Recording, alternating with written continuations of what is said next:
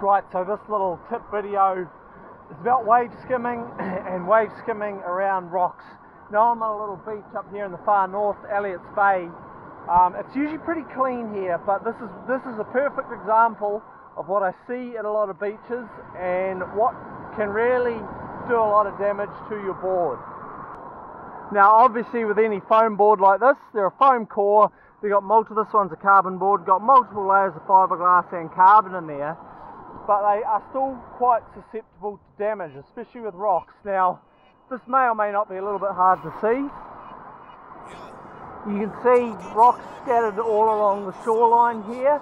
Now if you're running down here through the slope, right here is a board killer. Look at that. That's quite a big rock. It's also quite a sharp rock. You can imagine sliding over the top of something like that.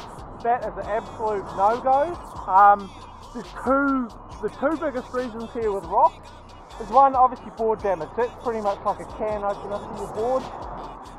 Get off your board. That's my tip. If you're heading at a rock, run around a rock. You can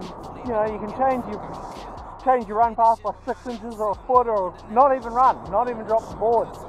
To me, board damage and making a mess of the next little while, A, of your board, and B, of your actual time spent skimming, is far more important than that run that you're going to go for and hit that rock with.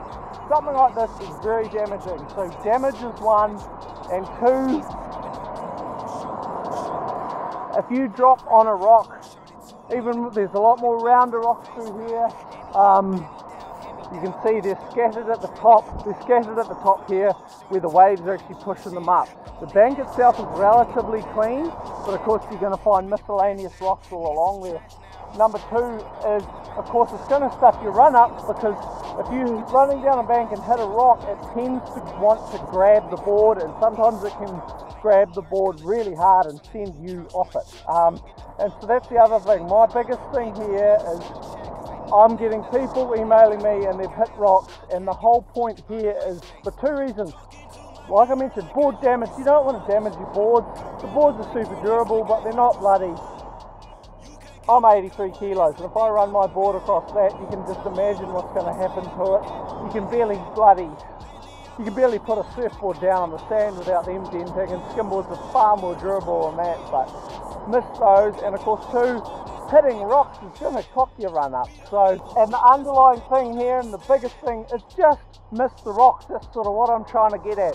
You don't want to hit them. You can get off your board, you can change your run path, you can just miss the rock. That is the underlying number one thing here in this video.